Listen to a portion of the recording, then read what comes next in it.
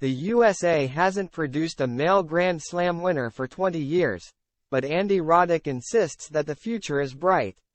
Andy Roddick believes that U.S. men's tennis is back on the up, even though there hasn't been a single American Grand Slam winner in 20 years. The U.S. Open gets underway in New York on Monday, and it was at Flushing Meadows in 2003 that Roddick clinched what would turn out to be his only Grand Slam title with a straight sets victory against Juan Carlos Ferrero.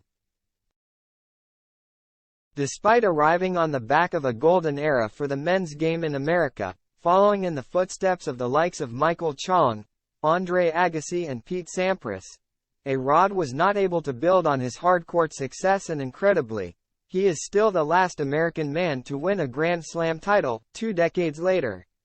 Speaking to Betway, Roddick, now 40, explained how making it to the biggest finals as an American man was almost a rite of passage during the early stages of his career. He said, "The conversation around U.S. men's tennis at the moment centers on how long it's been since I won in 2003, but there are a million U.S. players who were way better than I was. When I was breaking through, it almost felt like an entitlement for U.S. players to be in the business end of a Grand Slam, to the point where I could change my preference based on who was still in.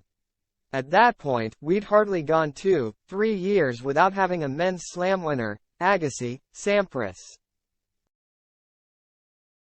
Chang, and I certainly felt their shadows. There's just been this weird gap in between, but I think American men's tennis is actually in a really good spot at the moment." U.S. male hopes at this year's event would center around world number 9 Taylor Fritz and Frances Tiafoe, who is ranked one place lower than his compatriot. But there will certainly be plenty of focus on Chris Eubanks, who has enjoyed a late bloom in the sport.